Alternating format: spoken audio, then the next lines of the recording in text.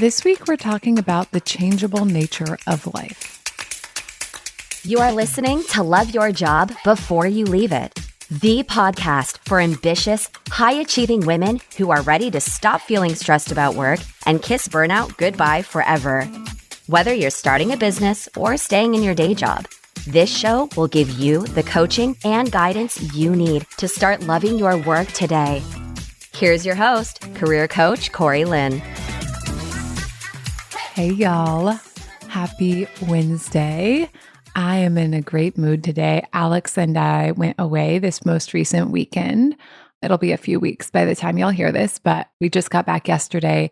And so we live in Sacramento, and we went over to Forestville, which is kind of close to Santa Rosa, Guerneville, Healdsburg, Sebastopol. They're sort of all in the same little area, and it's Sonoma County. So it's like wine country, California, which people love, and it's a great place to visit. But what I was most excited about is there's redwood trees over there, like just big, beautiful, ancient, gorgeous redwood trees. And we got to go see some of them. We went to, I think it's called Armstrong National. It's national or California. I don't know. It's a park. It's in Guerneville. And I Googled like redwoods near me because I do very advanced Google searches. One of the things that came up was this like old growth redwood grove. And I don't know, just a Google search. So I looked at some pictures. It looked amazing. So Alex and I drove over there, and it was just absolutely stunning. A beautifully kept trail, like super small little park. And it sort of seemed like it was just like this one little patch of public land on this sort of mountaintop that was otherwise all private property. So it was just really wonderful to get to go and spend some time in nature and see those trees. And there were beautiful ferns. I don't know if y'all know this about me, but I fucking love ferns. Living in Seattle and going to places like Seward Park, there are like lots of big evergreen trees that are really gorgeous. And there are just lots of ferns. I think like Seattle's very damp and misty, and the ferns like that, I guess. And so going a few hours out of Sacramento, I was able to see like similar trees and even bigger, you know, these redwood trees. Like, wait, I don't think we have those in Seattle. And by I don't think, I mean, I know we don't. We for sure don't have those. But, and also all these ferns, and just like the nature and the feel of the air felt very similar to some of the places I loved most in Seattle. And I go back to Seattle fairly often too, but it was nice to find somewhere that was close to where I live that I can get to in just like a pretty decent car ride where I can go be in nature of that kind. And it's interesting because like when I was younger, I didn't really consider myself like a nature person. I was kind of more of a like, I considered myself like a city mouse, right? I liked to be like in the hustle and the bustle. And I like to like be able to like walk out my door and go grab like an amazing glass of wine and some amazing food. I still care about that too, but I've really become a person who just craves and cherishes time in nature. And so that's just like an interesting thing I've been thinking about. And it's part of what I want to talk about today, of just like how seasons change and things about us change and our preferences change and our desires change. And I think sometimes like when we're, you know, working on something in our lives or our career, we can get like very attached to the goal. And sometimes we miss cues that like that goal is no longer the thing we're really interested in or the thing that's really meaningful to us. The other thing that made me think about this episode is just like the literal seasons changing. As I've mentioned on the last several podcasts, like the weather has turned here in Sacramento. It was really hot in the summer. And then even like well into, I think September, we had like a big heat wave. And then we had like some mild weeks that were really beautiful that I was really in love with. And then like suddenly the weather just like dropped and it was just cold, and it's been cold. And I had forgotten like how cold it gets in our house, because our house is like big and has high ceilings, and that kind of place is hard to heat. In the summer in Sacramento, I complain a lot because it's very hot sometimes. And then now it's cold, and my brain was like, I'm also going to complain a lot. So I thought that was funny. It's just like an interesting thing to notice that there's only like a pretty slim variation of weather pattern that my brain does not feel compelled to complain about. So that's just good for y'all to know too. Like, I'm a coach. I know the tools I teach you inside and out. And I still have a brain that like wants to complain about shit pretty heavily. And it takes effort for me too to like remind myself to like notice what is working and look for what is working and remember like the things I like, because it's like in the dead of summer, I'll be like, oh, dreaming of a cool day. And now it is cool. And I'm like missing summer, even though during summer I was like, why is it so fucking hot all the time? So two main things about like what we want to talk about today. One of those is just like that seasons will change and they change whether we want them to or not. And we change often, whether we mean to or not. And then the second thing is, I believe deeply that there is always something we can love about whatever season we're in. And that doesn't mean we're not going to make big changes, right? Like Alex and I, part of why we moved from Seattle to Sacramento is because we wanted to live somewhere sunnier. So even though there were so many things I could appreciate about the misty, cloudy, overcast Seattle winters, we chose to make a change anyways. But I think being able to identify what's working and what you can like about something is a really powerful step to take, whether you're going to make changes or not. Okay, so like let's get into the heart of it. Things change. Now, we can't always count on things changing, I guess. Like there's kind of this idea in coaching that like don't expect people to change because often they won't. But I think in general in life, we do change. Now, you can't count on other people changing in the directions and ways you want them to. So like let's just set other people aside for now. Let's like let this episode just be about you and you and your life, you and your career, you and your preferences, you and your desires. And what I want to offer here is the idea that like it might be a good time to take stock of where you are and like where you want to go from here. And it might be a good time to take stock of like, what are the goals you have? And do those goals even still matter to you? Are they still meaningful to you? And if they are, then like, how do you support yourself as you continue to work towards them? And if they're not, like, what would it look like to set some of those goals down and what goals might be more valuable to you? So as an example from my own life, y'all know I had a season where I worked in corporate tech and I did pretty well there. I was successful. I went from being a contractor to being a full-time employee. And then a year later, I got promoted and got a raise and I got bonuses and I had great relationships there and I did really well. And I was always pretty ambitious. I was always like kind of hustling for like whatever the next thing was. And in my final year there, I was like trying to figure out like what my next move could be and like how I could get promoted and like what kind of role I could step into next that was going to allow me to, have more responsibilities and honestly, mostly make more money because I'm a Taurus and I like to make money. And I also always knew I wasn't going to stay in corporate forever. And so making more money was a great way to set myself up for success when I inevitably chose to leave. But towards the end of that, I was able to get promoted without really even trying from like my position I came in at to like the senior version of that position. But when it came to like figuring out what the next role could be, there wasn't like a direct path of where I could go. Like basically there wasn't growth. So it wasn't like we were going to get more people who could then roll up to me. I didn't really want to have my boss at the time's job and it didn't look like he was going anywhere. So it was very unlikely I was going to get his job. And I remember like kind of like squirming and like trying to figure out like where could I go from here and like what kind of growth could I have? Like I was very attached to the idea of getting that growth and that I should get promoted and maybe I'd like to like be a people manager and like blah, blah, blah. But ultimately, sort of like none of that mattered because I knew I was going to leave. And so that's an example where I came into that, world and that role and I had goals while I was there. I wanted to do well. And, it's fun to get promoted and it's fun to like have your area of expertise and your area of influence grow and to be responsible for more kinds of work if you're into that kind of thing. And if you're listening to this podcast, like you probably are. And at the end, I chose to pull my focus back from that and to focus on something else, which was what did I actually want to be doing, right? So going into corporate tech, I'm so glad I did that. And it was such a powerful move for me and such a great place to spend a few years of my life. And it taught me so many things that I use in my coaching business and how I help my clients to have a better experience of their career and get more of what they want. And also that season, I decided to close the season Sometimes the season closes for you, right? Life being what it is, sometimes circumstances change and the season closes whether you want it to or not. When I was in that corporate tech job, I ultimately chose to close the season. I chose to step back from like my ambitions and look at what like I really wanted in that moment. And what I really wanted in that moment was to go and start a business and have that be successful. I was also scared shitless to go and start a business, which is why my brain was like, oh, stay here in this nice, cozy corporate tech job instead and get a promotion. They were both things that I could work on. They were both ambitions. They were both goals. One of those goals felt a lot safer. And so there was a big part of me that wanted to do the one that felt safer and wanted to get wrapped up in that, even though it ultimately, like it would have been cool, but it wasn't the direction I ultimately wanted to go long term.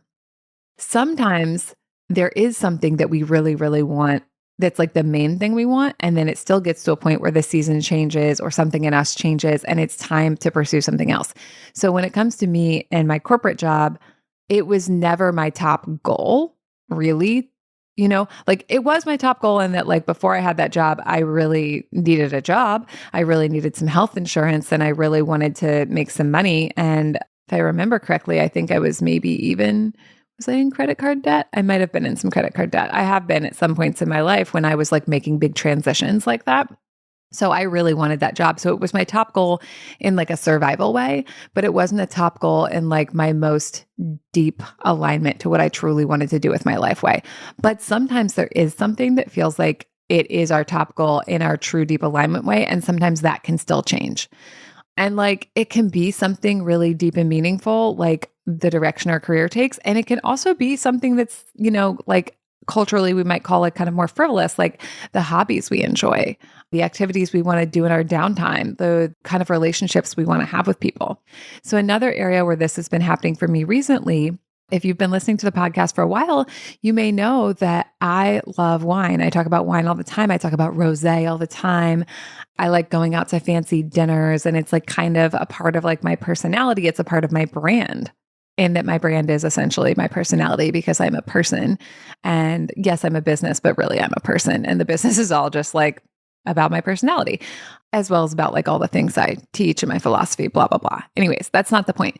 The point is that is a season that's also been changing for me. So this is something that I've been kind of going through behind the scenes is earlier this year, I had a night where I had, a few glasses of wine, maybe one or two too many my body wanted. And then I didn't sleep very well.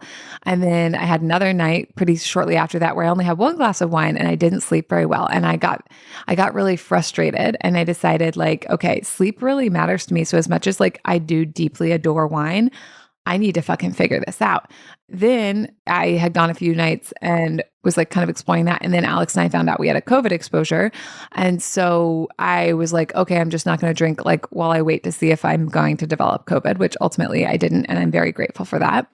But I went like 10 nights, like including before the COVID exposure and with the COVID exposure. And that might not sound that long because a lot of people like don't drink that often. So they might be like 10 nights, what? But for me, I was a very like frequent drinker. Like I didn't drink a ton at one time, but I was like have a glass of wine with dinner most nights kind of person.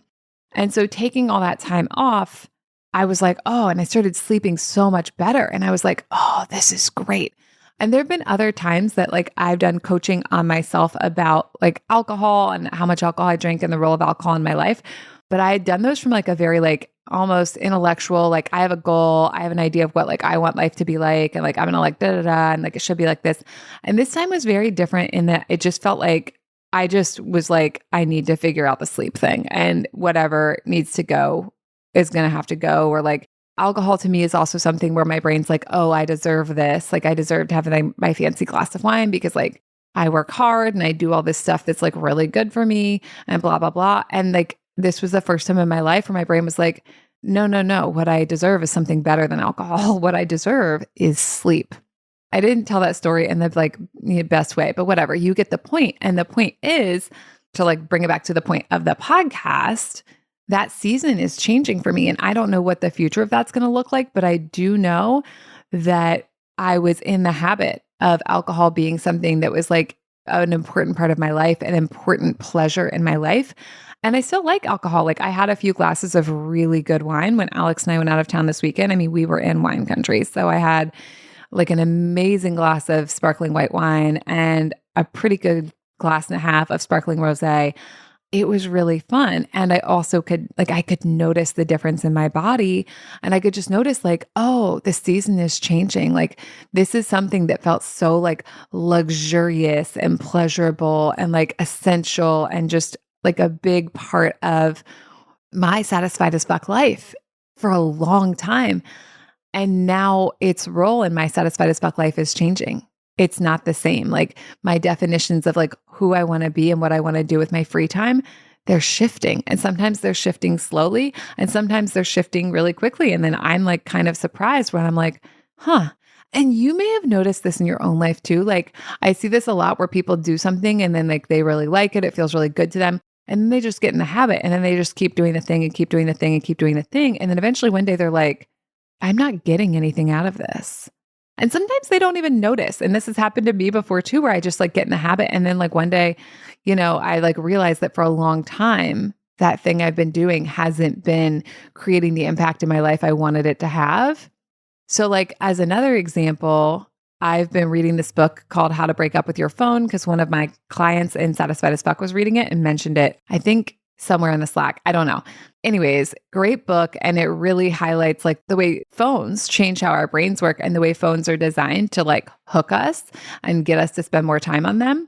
So that was interesting too, because I noticed like I would get my phone out and like get into apps, but that wasn't giving the feeling I wanted either. It's like being able to slow down enough to figure out like what we're actually craving, what we're actually desiring, and whether the thing we're doing to try to meet that desire is actually able to meet that desire, or is it something we're doing to like numb and avoid? Is it something we're doing to distract ourselves? Is it something that used to feel really yummy and pleasurable, but now doesn't? Kind of like how my relationship with wine is changing. Like it doesn't feel as yummy and pleasurable to do that as often as it used to. Or is it something that like used to like really feel like important to us in our career that we're still going after, but it like doesn't actually feel that important in our career anymore? It's like not as exciting. It's like not as relevant. And I want to circle this back to something else I talk about a lot, which is the idea that like the brain loves to move the goalpost. If you want to be able to enjoy your achievements when you get to them, you need to like learn to enjoy the path that it takes to get there. But sometimes it's also really good to like pause and be like, do I even still want to go to where I'm on the path to going to? And this isn't about like giving up when it's hard. I mean, like there were so many times in my business when they were so hard, times when I actually did want to give up. And sometimes I would just give up for the day and then come back to it later. This is about like really assessing like, okay, I was a different person, a younger person, maybe a person with different preferences when I set this course and this destination and I'm on the journey and I've already gone some ways, but like that doesn't mean I have to go all the way there if I decide it's no longer what's meaningful and important to me. There's this idea, I think it's called the sunk cost fallacy of like, once we've already invested time, effort, money, anything like that to do something or go somewhere, there's like kind of this part of our brain that like wants to keep going because we've already made an investment.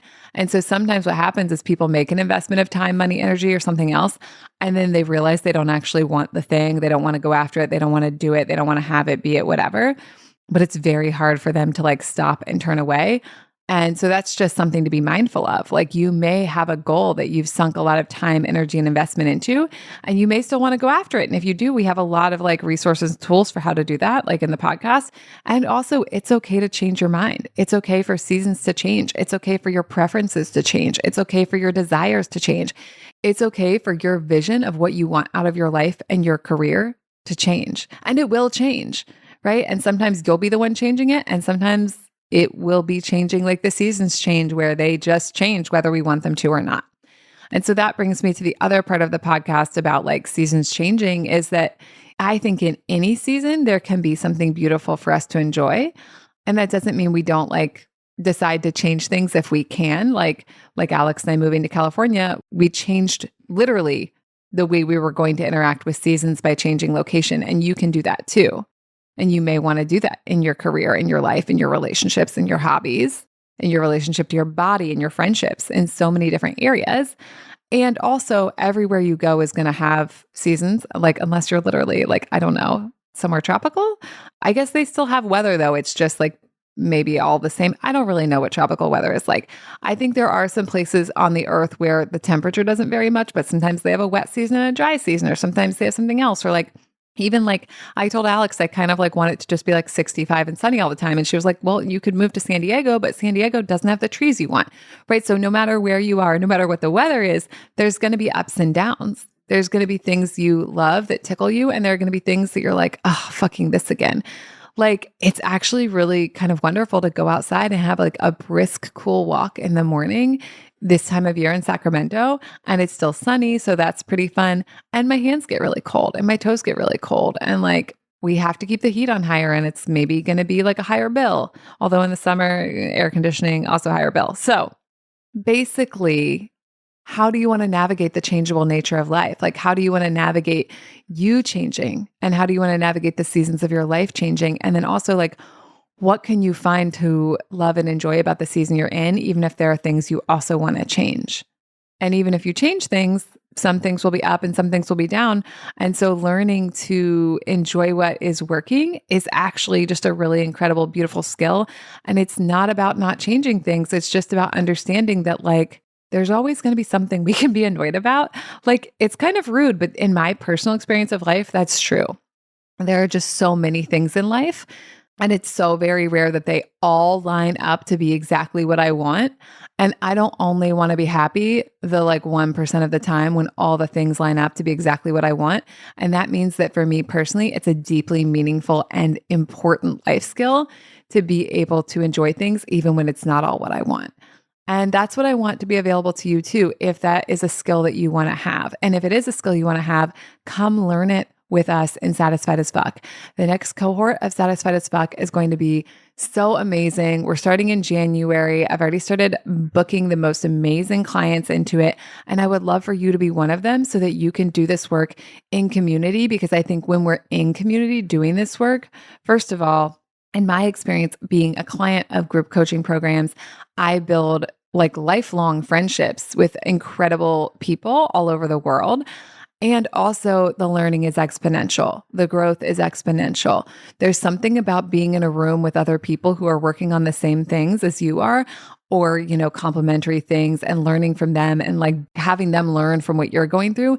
It's exhilarating and there's nothing like it. And I would love for you to join us. And if you would like to, scoot on over to my website and sign up for a Satisfied as Fuck consult, and let's have a conversation about it. I promise you're going to walk away from that conversation with transformation, whether you ever sign up for Satisfied as Fuck or not, because that's how powerful it is to have a conversation with a coach about the things that are going on in your life and about what it would look like for you to prioritize having a satisfying as fuck life and career. And I really hope you'll also join us for the full package, because it's just going to be awesome. And I would love to have you there. All right, that's what I've got for you this week, y'all. Have a great day, and I will talk to you next time. Bye. Thank you for listening to Love Your Job Before You Leave It. We'll have another episode for you next week. And in the meantime, if you're feeling super fired up, head on over to CoreyLynn.com for more guidance and resources.